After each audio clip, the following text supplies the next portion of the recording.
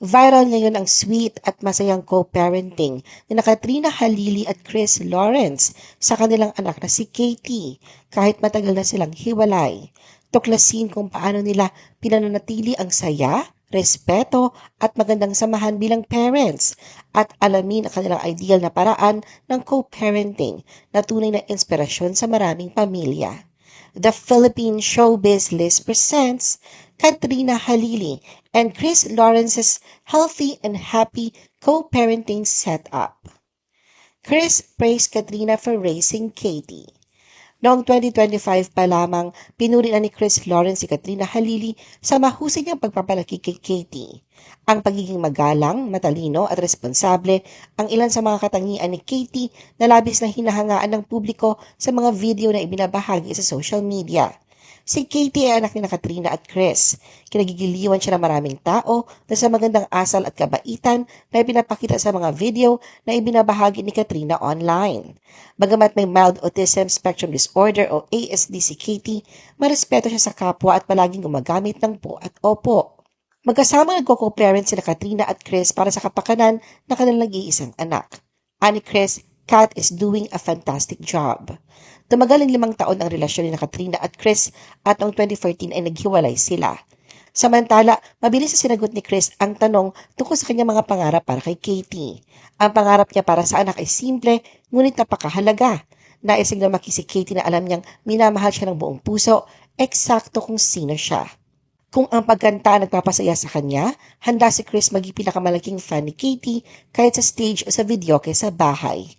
Higit sa lahat, gusto ni Chris na maramdaman ni Katie ang kaligtasan, kalayaan at kumpiyansa na maging siya mismo sa isang mundong hindi palagi nakakaunawa sa kanya.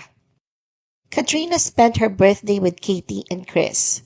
Nakatanggap ng paghanga ang dating magkasintahang sila Katrina at Chris dahil sa kanilang maayos na pagkakaibigan matapos silang maglaan ng oras para sa kanilang anak na si Katie sa birthday ni Katrina.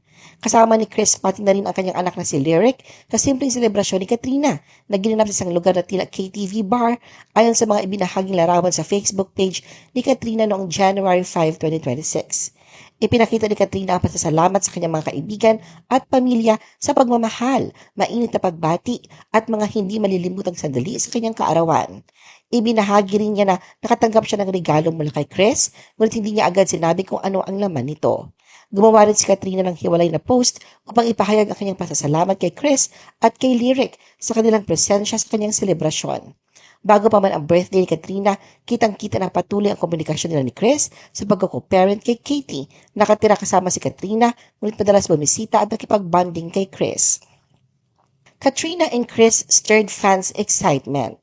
Matapos ang birthday ni Katrina, kinilig ng todo ang mga netizens nang kumalat sa social media ang mga litrato at video na magkasama ang dating magkasintahang sina Katrina at Chris. Ibinahagi ni Katrina sa social media ang mga kaganapan sa kanilang muling pagkikita kasama si Katie. Makikita sa mga larawan at video na ipinost si Katrina sa Facebook ang kanilang paglalaro ng pickleball kasama si Chris at si Katie sa isang commercial pickleball court sa Mikawayan, Bulacan. Ayon kay Katrina, ito ang unang pagkakataon niyang subukan ang naturang sport. Sa hiwalay niyang Facebook post, ibinahagi ni Katrina na napadaan lang si Chris sa court upang sunduin ang anak at magkaroon ng bonding ang mag-ama. Nagpasalamat din si Katrina kay Chris sa pagsama sa kanilang mag-ina sa laro. Maraming netizens ang kinilig sa muling pagkikita ng dating magkasintahan at halos lahat ay nagbigay ng komento na sana mabigyan sila ng second chance sa love. May ilan ding nagtanong kung may something na sa pagitan nila na lagi silang magkasama at ibinabahagi ang kanilang mga ginagawa online. Ipinaliwanag ni Katrina na nagkataon lamang na bonding ang nangyari dahil aalis si Chris sa katapusan ng January 2026 para sa kanyang tour at ito rin ay pagkakataon lamang para masiyahan si Katie. Katrina and Chris co-parenting went viral. Muling pinatunayan ni Katrina at Chris na maayos at mabuti ang kanilang co-parenting na relasyon para kay Katie sa pamamagitan ng isang viral na video. Makikita ang magkasama sina Katrina at Chris habang gumagawa ng isang sikat na TikTok dance challenge.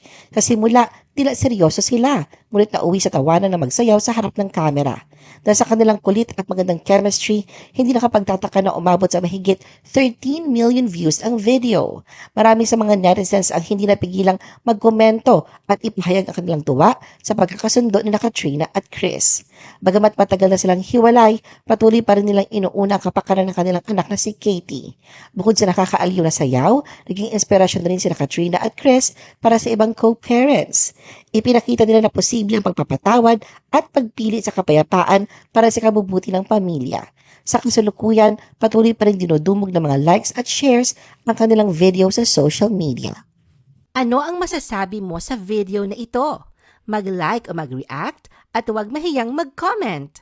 For our YouTube viewers, huwag kalimutan mag-subscribe at i-hit ang notification button. At para sa aming Facebook viewers, mag-like at follow sa aming Facebook page para updated ka sa mga showbiz chika. Thanks for watching!